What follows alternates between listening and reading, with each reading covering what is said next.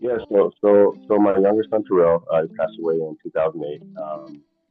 And I started the organization in 2009 when we returned back to Sacramento. We were in Arizona at the time when he passed away. So when we came back to California, my older son, I was coaching him in basketball and everything else, and ended up doing really just like weekly skills clinics during the school year. And then he wanted to kind of bridge it into the summer. So I just started, what was at the time the first annual Terrell Christian Gladney Memorial Academy. Well, actually at the time it was Basketball Academy, and it was just with the premise of just providing a safe space that was free for kids and families who didn't have access to other high quality programming, and just build a community with kids, from different parts of the neighborhood and the community. Um, where we could talk about life goals and character development, but with basketball as the foundation and as the hook. And although we did do basketball as like a foundation, it did grow into other things because we had kids that weren't basketball players. So it became the Memorial Academy. Um, and Terrell, when he lived until he was just shy of 8 years old, but he loved cooking. And, when he would go to the library, like in second grade, he would come home with like Italian cooking and French cooking books. And I was like, why is this in your school library, number one? But like, why'd you check this out? You can check out anything, right? Dr. Seuss and Eddie Bedelia or whatever. But he would just read, and he just really just loved, food, and he had an amazing palate. And right around the time that like Top Chef started, and I remember they did like this blind, tasting challenge. So we did the same thing at home, had him blindfolded with different seasonings and spices and everything, ingredients, and just every lemon, mayonnaise, cumin, paprika, just spot on. So when I would cook, he would be my sous chef and really just be there to help make sure that the flavoring was right. And the Christmas before he passed, we finally just said, hey, let's get him a children's cookbook. So he read that thing every day. He kept asking, Dad, can I, can I make something? I'm like, yeah, later. And I don't know what it was, probably about a month or so before he passed. I finally was just like, yeah, okay, you can make something. Pick out your menu. And he did. It was French fried fish, fried rice, and cheesy garlic bread. And I tried to get him like, hey, do you want something less in the starches? He's just like, no. Like, that's what I want to cook. I'm like, okay. And later, like our pastor Jeff said, the biblical reference. So like when we had a service, the church made that meal, which was really great. But I allowed him to cook his menu and execute it and recorded it, and it was his cooking show. So through my eyes, and I hope through Terrell's eyes, like in that moment, he was a chef. He wasn't, on Broadway in Nashville or anything like that, but he was a chef in that moment and got to execute, his dreams. And that's how we try to operate, is provide those opportunities to young scholars, no matter how old they are, or how young they are. We try to keep, our younger scholars, like elementary, connected to our college scholars so that they can really see the pathway and journey that's necessary to get to where they want to be. And a program like you guys really just does allow that, because it does connect them with the things that they know, like NBA players or other sports figures in other sports, with the concept of math, and competition and sportsmanship and teamwork and everything else. That are obviously those soft skills that are necessary to be successful as an adult. So it's really been exciting to have this as part of our programming portfolio, because it just does meet so many young scholars where they are. Amazing. Thanks for sharing that story. It's super cool that you've continued to build upon his legacy and like share that with other kids in the community and create opportunities for them. Yeah, and I just look at it like the same way like you guys. I believe you guys started with Math Hoops, and you guys are continuing to expand and figure out other different ways to kind of engage kids through different sports opportunities and partnerships. And that's really the model we try to follow as well. Is like, if we don't have it, then we're going to try to build it. We're going to try to provide what, kids will respond to. And this, it's been like a godsend, because it is something that I've been able to engage my elementary kids in the same space with my college kids and high school kids and middle school kids all in the same space, and then do group experiences around it. So yeah, I'm just tremendously thankful. Yeah, I think that, in so many, I guess what we call urban districts or inner city school districts, there is an opportunity gap. And a lot of that just starts with access to the outside world. Even in my summer program, where we've done like our summer day camp, like over the past few years, we've had kids that live, right in the neighborhood and have never been to the river, even though it's within a quarter mile of their apartment home. And in the same way, like, a program like you guys, like Learn Fresh, with Math Hoops, we've been able to provide access to these scholars to go to the Kings Arena, to go to one center for the first time. And then through the regional event, to be in the arena and have that access to people surrounding the Kings in different sports professions. But then also this year, just like the Math Hoops Live event was just amazing because they got to see behind the scenes, what the other parts of the arena look like, walk through the area where the players walk through, look at, even just the exposure to things, just all like the lighting, everything behind the scenes, all the cabling, everything, just knowing that there's other pieces besides just what happens on the court, I think is a tremendous connection to what really makes an NBA franchise run, but also just, again, the opportunities that are possible. And for them to be able to be on the court, those types of opportunities, they don't often get. So just be able to go as a group, be inside the arena, take a field trip that's connected to education, really just has reinforced a lot of those things. And just, for them to be able to represent their school, so to speak, especially those like at the regional competition, they can wear it as like a badge of honor, and they know that they represent more than themselves. So really they take a lot of pride in that. So it does, again, just reinforce those outcomes that we're trying to achieve, which is, just building great citizens first and foremost, and then everything else will be built on top of that.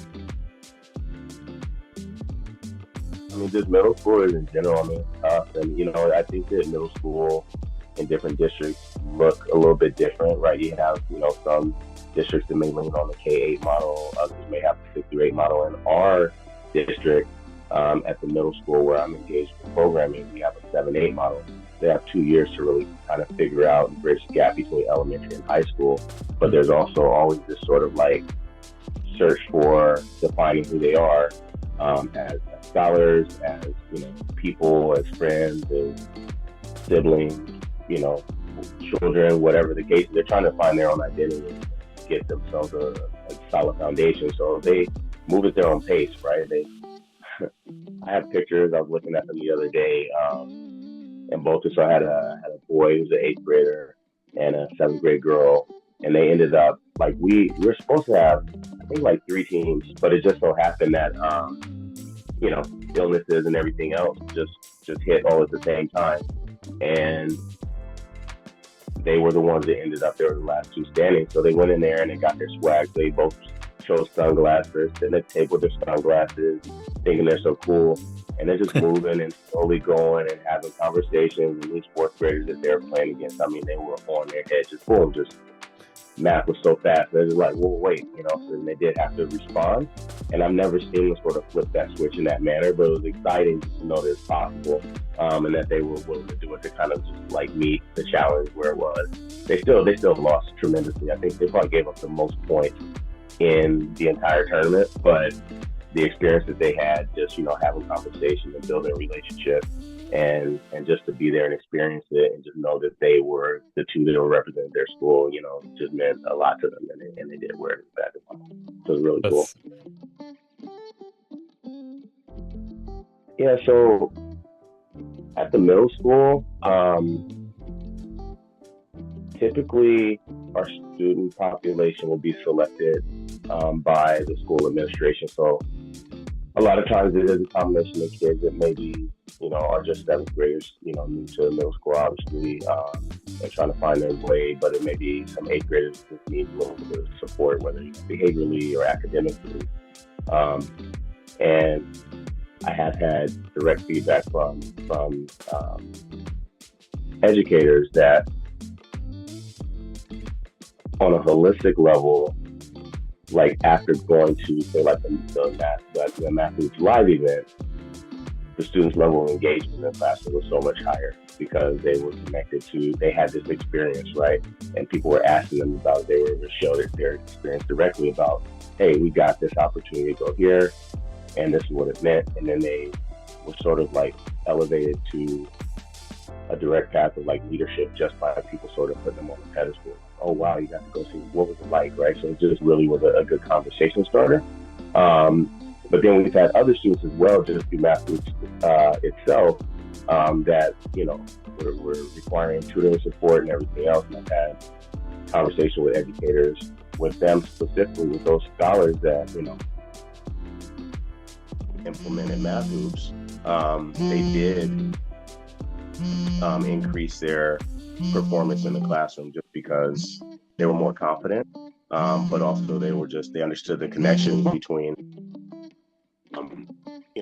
big math and also being able to think. It's just funny, like when we went to the Math Hoops live event, it reminds me of the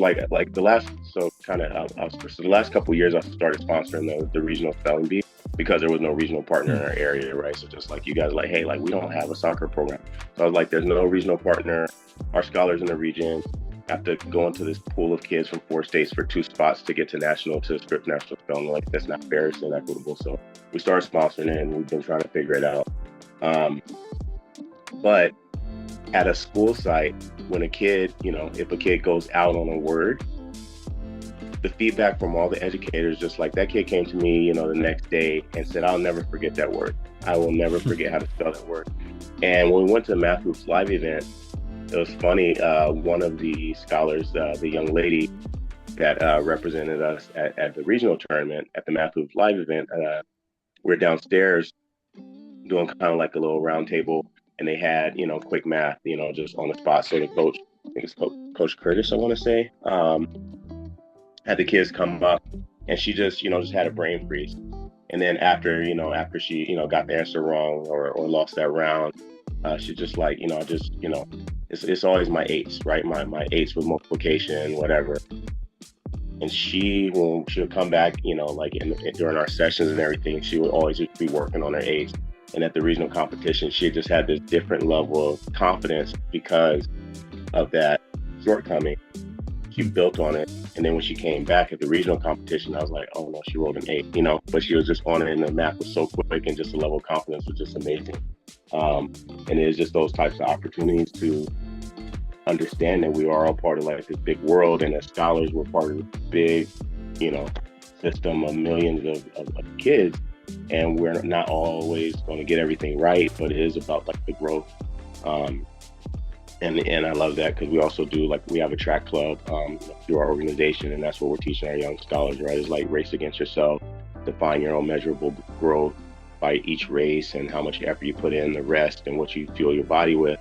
And I see a lot of that through Math Hoops. It allows these scholars to go through, and not only, one of the cool things as well is just like, even beyond just like the math part, is just the social justice, the equity of having WNBA players in there, and the representation matters so much. And to see the initial perception of like, oh, I'm going to get LeBron, I'm going to get KD, but then have to look at like the probability of success and say, oh my gosh, like Sue Bird actually shoots better than Steph, or whatever the case is, right? And being able to compare, and then just have that approach level to where now we're building fans for the WNBA, but also understanding that, equity matters, representation matters, and these young women are able to see themselves representing the game is just truly, it's special. And having someone like Coach Bree lead it, it matters, because it's showing that, women can be in leadership roles as well. And the fact that she's in a leadership role in a sports centered, industry and environment and program, again, and she's just so great at just like engaging with the kids and, in every space. And all the coaches they get out and they're engaging with the kids, have conversations and reinforce positively. All those things that really just build the kids up. You can see the kids are just, they trust her. But she also does hold them accountable, like, hey, what are you doing? Just like she's on them, and it's just like, oh shoot, I better, Coach Bree's coming, I better be on my game. She's gonna call me out. So, and they need that, especially like I said, the middle schoolers, they think they're too cool for school or just too cool in general. And she was like, hey, I remember at the Math Hoops live event, I had a couple boys that did play basketball on the middle school team, and oh yeah, I'm the best shooter on the team, blah, blah, blah. So she's like, oh, all right, you said you're a bucket, now you gotta show me, just hold them accountable. Like, hey, you gotta practice what you preach. So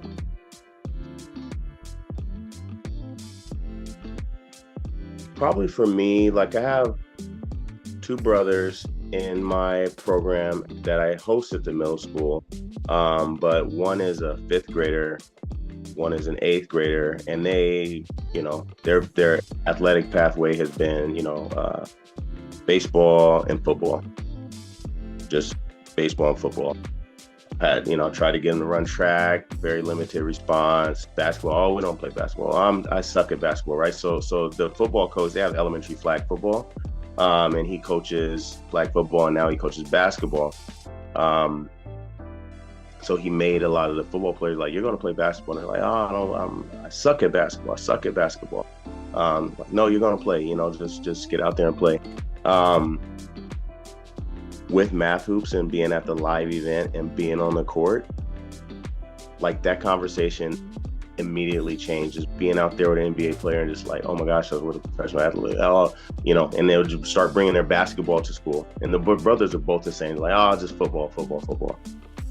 Start bringing the basketball to school. They got a basketball hoop at their house, playing basketball at lunch, and actually just improving. And the one that was playing for the elementary basketball team, he'll come and tell me like, hey, like, I had 2 steals, or I did this, I made a shot or almost made a shot or whatever.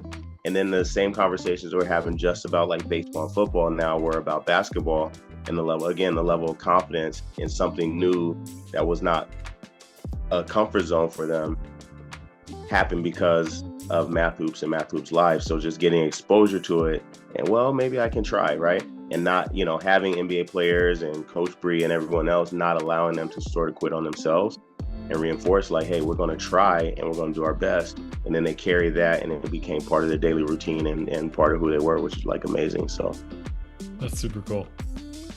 Oftentimes we think about the academic outcomes of the program, but to see some of your students get inspired to play basketball or like see themselves as athletes in that sense, that's a cool alternative in terms of how we normally think about growing student interest. Yeah, and I think for them as well, because they had, just like a lot of us, right? We do things, since we're young, and that's becomes part of like our identity, and sometimes doing things different isn't something we want to do because this is an area that we know we can be successful in and everything else. And I've seen even just from that where they start trying basketball, just trying other things, like whether it's like at breakfast or try, different fruits, or, being more of a leader or being more willing to have conversations with adults, things that again are just good solid building blocks for building them up as productive young people when they get a little bit older. Definitely was reinforced by that experience in Math Hoops Live and just having access to people that are pouring love into them. So, I think, I consider, our organization a micro nonprofit, and obviously like funding, it is always one of the challenges. Luckily, we're in a service model that generates revenue for us. So that helps because I consider myself and I'm a doer, and I'd much rather be doing the work and be engaged and surrounded by young people doing the work and pouring into them than doing things like grant writing or advocating and everything else. But I understand this is a necessary part of the equation. And I'm also not naturally good at, I think most nonprofits, I'm not good at asking for things because I was just, like I said, I'll try to figure it out. So I think just typically it has just been funding and making sure there's opportunities and high quality programs like this that are accessible. Has always, just been sort of where we tried to fill the gaps. When I was at the National Spelling Bee, people from all over the country, and it's interesting to see just the different funding models that exist state to state, right? So even the way that schools are funded within every state is different. Like here in California, we have local control funding formula, which is supposed to be equitable in terms of serving students from different demographics that are historically been underserved, and prioritizing outcomes for them to be on par with their peers. But even then, just, I think the way that laws are written, and we see it kind of now, right? The way that laws are written in terms of the intent isn't always the way that they are enforced or executed. And a lot of times there's not awareness of some of the loopholes or possibility to sort of circumvent these laws. And I think it's the same for us as like nonprofits. It's just like we feel that because, you know, different grants have different requirements and, reporting requirements and auditing requirements and financials and the things that require capacity. And it's typically capacity, whether it's, financial resources, whatever, that is the difference between providing really good programming and great programming or being able to expand in scope, right? I think there's countless organizations like mine that do really great work. And I think, especially in Sacramento, being in the capital of California, there are so many doing this work. And I think that programs like Learn Fresh and other platforms allow us to really just collaborate more and build coalition, which I think is necessary for us to make sure we have the greatest impact. The Kings do an event out here. They have like a Do Good Summit where they bring a lot of CBOs out and they bring us all into the space and talk about the opportunities through, partners like Rayleigh's and other organizations and, NBA Foundation and everything else. So those are definitely beneficial. But yeah, it's typically just capacity, and I think that, for me, I think my goal is always to not just provide services, but to empower young people to be the next leaders. So like our motto, initially, like years ago, like I had my older son, Terrence Jr., and other high schoolers that were like our mentors in our summer space. I say, as we're thinking about how we want the outside world to see our organization, like, what do you guys think about when you think about, the Summer Academy and the other programs? And they just came up with just, simple, but literally like to the point and just, said so much like have fun, learn and grow. Right. So for me, those are really our pillars is, I have to engage kids and make sure it's enjoyable to them so that I get them to return to the space. It needs to be something that I'm building on just the, entertainment portion or the, the fun part of it. But then also, again, just like through track, just focus on their individual growth, not, I think systemically a lot of times say like, oh, we're going to get this whole school, but we don't look at the individual scholars. But then I added, because our logo has a baobab tree, I added receipt. And that's a reminder for me to make sure that I'm pouring enough into these young people so that they know that they're connected to a community. And even if they understand they have a responsibility to give back and then grow the next leader. So that's what we really try to do. And if we're doing that, then I think we can build some of the capacity. And I have really leveraged my young people as they've gotten older and gone to college and come back into spaces and use them as like judges for the spelling bee or to do like AV or recording or video or coaching, just to try to leverage them in the space because they'll always be able to connect with the scholar from direct experience in a way that I can't. It doesn't mean that one is better or not, but I think that they're both necessary. So even like at the middle school, I'll have my daughter facilitating because she went to that middle school. So when the kids are talking about a specific teacher or, the cafeteria or certain buildings or physical spaces, she can say, yes, this was like when I went here. Or I can have my high schoolers pouring back into my middle schools and say, hey, when you get to high school, this is what you need to do your freshman year. You need to make sure you have these classes. This is a lunch schedule. Make sure when you get to lunch, do this, and just really just give them kind of like a nice cheat sheet so that they feel comfortable and confident enough to be successful.